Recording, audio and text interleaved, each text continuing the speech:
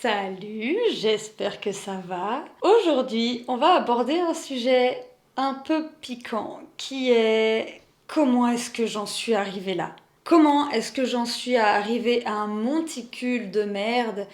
Je me suis laissée envahir. On va appeler un chat un chat. Déjà, pour commencer, le rangement n'a jamais été mon fort. Ça a commencé quand j'étais ado. C'était un sujet de dispute assez fréquent avec ma maman. Ce qui est assez ironique puisque c'est le sujet de dispute le plus fréquent que j'ai avec mon conjoint. Sauf que là, si je me réfère à mon côté ado, c'est moi la mère. Bref. La différence que j'avais, c'est que pour le coup, je savais où étaient mes affaires. Bah oui, tout mon merdier était dans une seule pièce. Aujourd'hui, j'ai une dizaine de pièces, donc tu penses bien que c'est pas tout à fait pareil. En plus, j'ai des enfants, donc il y a des choses qui sont en doublon. Et quand tu cherches un objet que à la base tu l'avais rangé sur le bar de la cuisine pour X ou Y raison, et puis que t'en as une partie qui se retrouve dans le salon, l'autre dans la salle de bain et l'autre dans la chambre, on arrive à des pertes d'argent monumentales puisque on se retrouve à racheter des affaires qu'on a déjà. Pour parler un petit peu de ma vie privée, je suis pas sûre que ça a un impact, mais des fois ça peut jouer.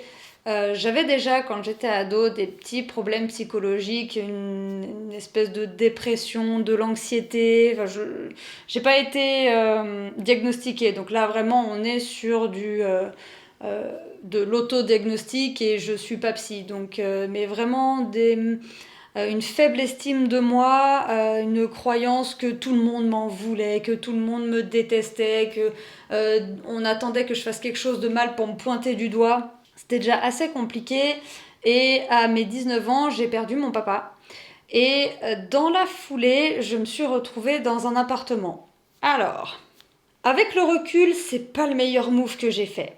Puisque, avec la dépression, j'ai commencé à beaucoup fumer. J'ai eu une période alcoolique. J'avais des copains qui étaient finalement pas tous des copains, qui venaient tout le temps à la maison. C'était un vrai squat. Enfin, ça a été un merdier sans nom. Et quand tu vas dans un squat, t'y vas, tu te mets une caisse, tu t'en vas, tu te poses pas la question s'il y a du ménage à faire ou quoi, si la personne va s'en sortir, tu t'en fous, t'es venu prendre ce que t'avais à prendre et tu te casses. Ce qui est assez cocasse, c'est que déjà à l'époque, j'avais rencontré mon chéri actuel, on n'était pas encore ensemble, et il m'aidait à faire mon ménage parfois jusqu'à 4 heures du matin. Hein. Il m'aidait à tout remettre en ordre, en place. Alors franchement, cet appart, il était nickel quand il venait. Donc c'est assez intéressant de voir comment on a fini.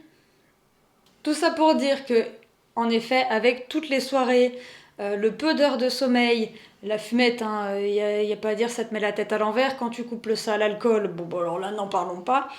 J'avais plus d'énergie pour faire le ménage, j'étais encore en études, puis j'avais pas envie de faire le ménage, on va pas se mentir, parce que quand c'est important pour toi, tu le fais même si t'as pas d'énergie. J'étais encore en études, des études qui me plaisaient pas forcément, qui étaient en plus à 1 heure de chez moi, donc il fallait que je prenne le train, tout ça, enfin ça a été un petit bazar. Du coup, pour mon premier appartement, il y a eu zéro apprentissage. Enfin, j'ai pas appris à ranger, j'ai eu des coups de pouce ponctuels de copains, de ma maman, qui sont venus filer un coup de main, enfin un coup de main, du gros œuvre, là, ça s'appelle des travaux à ce niveau-là. Merci encore, parce que vous êtes revenus plusieurs fois sur plusieurs appartements. Merci. J'ai une famille en or. Et donc, j'ai pas appris, puisque on m'a pas appris à... Et puis j'ai pas voulu apprendre. Attention que je mette pas sur le dos de ma maman ce qui n'est pas forcément vrai, mais j'ai pas voulu apprendre l'entretien, j'étais pas à l'aise. C'est même pas ne pas être à l'aise, mais j'avais pas envie d'apprendre ça m'intéressait pas. Et donc à chaque fois ça revenait un petit peu. Au final, il y a eu un moment donné, aux alentours de 2014-2015, j'ai pris encore une fois, un appartement seul. Mais là, pour le coup, j'étais seule, bon, avec mon chien, mais je vivais seule. Et je voulais faire du ménage un plaisir. J'avais emménagé dans un petit appartement d'une trentaine de mètres carrés à tout casser. On était à max 30 mètres carrés. Hein. Vraiment, c'était tout petit. J'adorais cet appartement.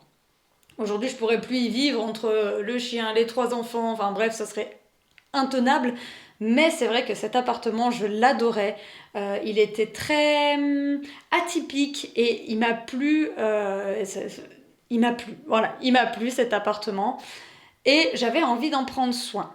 Et je passais 4 heures par semaine à l'astiquer. Déjà, toute la semaine, je faisais ma vaisselle. Si j'avais pas envie de la faire le soir, automatiquement, je la faisais le matin. Enfin, il y avait vraiment un roulement, quelque chose qui était fluide et tout était quasi toujours fait en temps et en heure. Et une fois par semaine, je mettais 4 heures avec ma musique dans les oreilles. De temps en temps, je découvrais d'autres musiques, alors je m'arrêtais pour les enregistrer, pour les noter ou peu importe. Donc ça tirait, en fait. Ma journée ménage, c'était presque une journée ménage à elle toute seule, hein. C'était trop bien. Franchement, j'ai même kiffé faire le ménage, c'était un réel plaisir. Et en plus, bah, ça durait toute la semaine. Ben oui, j'étais toute seule. Et dans le lot, je me suis retrouvée à nouveau à re-rencontrer mon chéri actuel. Et cette fois, on s'est mis ensemble. Comme il venait chez moi, bah il faisait le ménage. Et puis moi, il me disait, tu sais, moi, je suis maniaque. Bah, quand je le voyais chez moi, effectivement, il n'y avait pas un truc qui traînait, il nettoyait tout derrière lui, j'avais même pas besoin de demander ou de faire la vaisselle, il arrivait, il me prenait tout des mains, il nettoyait, enfin vraiment, on était... J'aurais dû me douter, c'était trop beau pour être vrai, j'aurais dû me douter, il y avait anguille sous roche. Quand c'est trop beau pour être vrai, en général ça l'est. Et puis, je suis tombée enceinte. Je voulais pas me retrouver seule avec un enfant. Je voulais que mon enfant ait un papa. J'ai fait le choix d'emménager chez lui. Et c'était plus la même limonade. Ah non, non, non, non, non. Il rangeait pas. J'ai jeté des tas, mais oh, comme ça, de boîtes de pizza vides. Donc il a pas fait ça en 3 jours, hein. Alors, ça faisait un moment que ça s'entassait. J'ai nettoyé des trucs innommables. Et puis alors surtout, il ne respectait pas le rangement et le nettoyage que je faisais. Ça pour le coup, ça a duré très longtemps. Et il y a même une fois où je vais pas dire je lui en veux encore, mais ça reste un peu là. Maintenant, je le dis en rigolant un peu, mais je rigole encore jaune, hein. J'étais enceinte de 1 mois, je suis partie au Mexique pour mon travail et j'avais tout nettoyé parce que je savais le décalage horaire, tout ça, on m'avait expliqué que c'était très compliqué. Je me suis dit, je nettoie tout. Comme ça, quand je rentre à la fin de la semaine, juste je me pose en fait. Je me pose, je récupère et je prends, pas sur moi, mais je récupère quoi. Sauf que j'ai passé des heures à le nettoyer cet appart. Et quand je suis rentrée, même le gars du taxi, je lui ai proposé un café par politesse. Mais j'ai vu son regard, hein. Il a vu le mien aussi, j'espère, parce que j'étais dégoûtée. C'était 4 heures du matin, je crois. J'étais éclatée, j'avais qu'une envie, c'était d'aller même pas dormir, je sais pas, mais j'étais éclatée, j'étais déphasée complet. Et je vois des papiers de gâteau par terre, une vaisselle, mais une semaine de vaisselle, en fait, il avait rien foutu. Le linge qui traînait par terre. Il y en avait partout, partout, partout. Et ça, globalement, ça a duré 10 ans.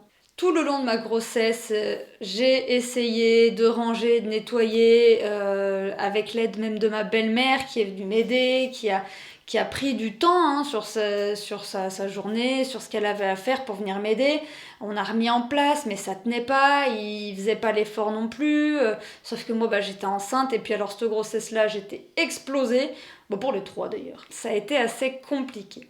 Au final, on a déménagé plusieurs fois. Ce qui fait qu'on a pu faire du tri en même temps à chaque fois. Sauf pour ici. On a fait le tri après le déménagement. Va comprendre. Ça veut dire que tout le merdier qu'il y avait dans la maison qu'on avait juste avant, on a tout emmené là, même si ça devait finir à la poubelle. J'ai toujours pas compris pourquoi, mais je pense que même lui, il saurait pas m'expliquer pourquoi. Sauf qu'en plus, nous, ça fait 7 ans qu'on habite là, quelque chose comme ça.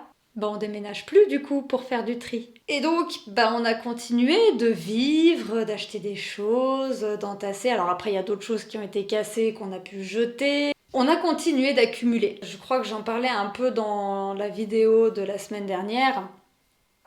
C'est que j'ai changé de travail et je me suis retrouvée dans le commerce pendant 3 ans à peu près.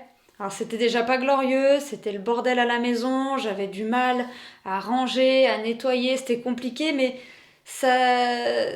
Non, ça se tenait pas.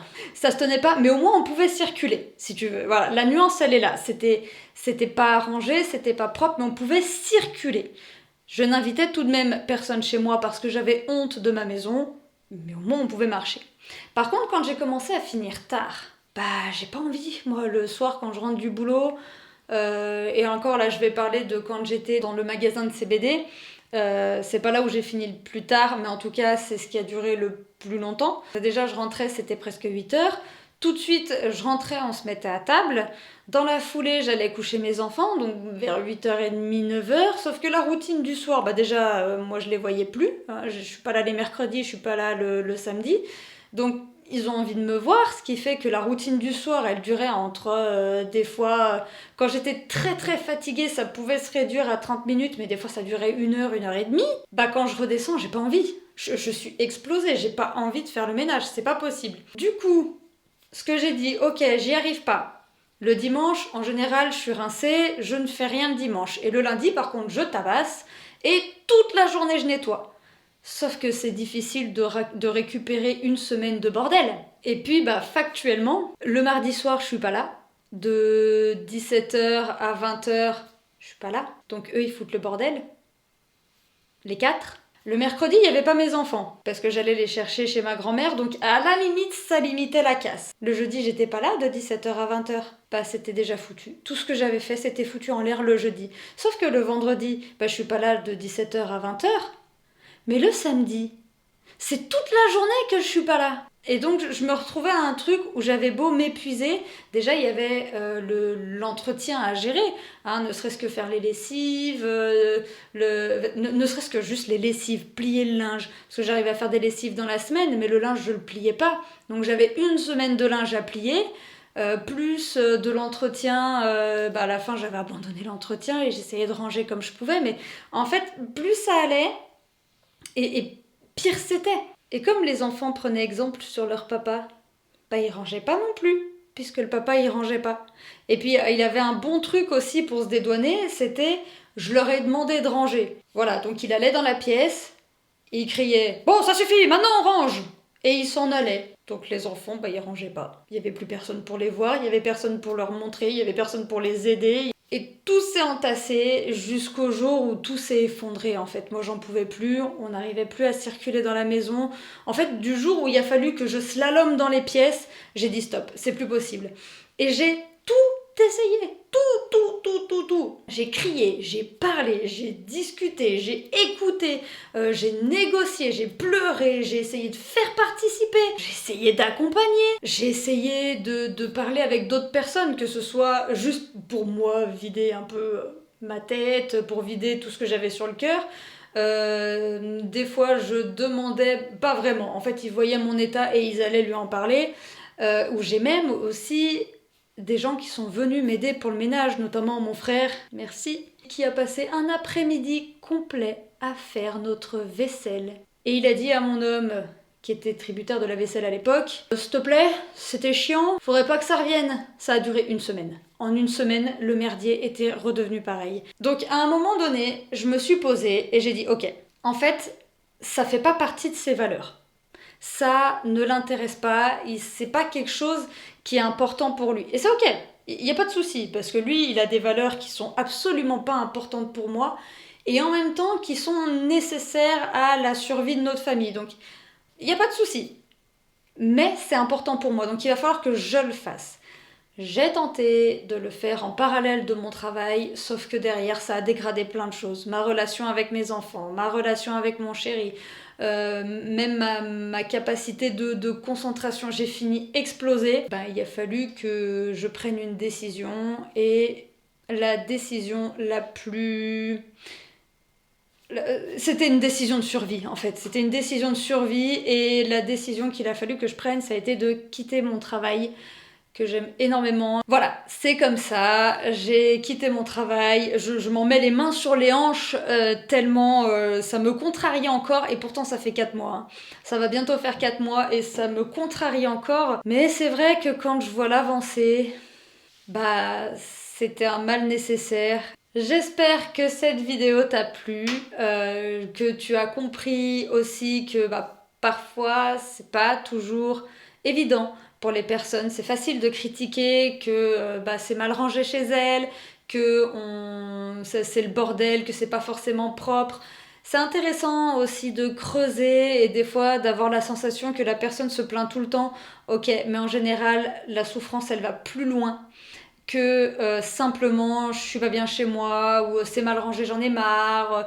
Il y a souvent quelque chose de plus profond et ça va souvent être je suis pas capable de m'occuper de ma maison et de mes enfants, je suis nulle, ou même simplement de plus inviter personne et de s'isoler complètement parce qu'on ne veut pas que les gens rentrent chez nous. Ça, c'est dramatique aussi, hein. On croit que les gens s'en foutent et qu'ils sont sales, mais en fait, il y a des réelles conséquences derrière. Et on ne parle pas encore des maladies, hein. Notamment des maladies liées à la saleté ou même des maladies comme le syndrome de Diogène pour lequel je ne suis absolument pas concernée puisque le syndrome de Diogène empêche complètement les gens de jeter leurs déchets. Prenez soin de vous. En fait, le message, il est là. Écoutez-vous. Entre vous et entre vous. Prenez bien soin de vous. À la prochaine. Et en attendant, je vous embrasse bien fort. Bye!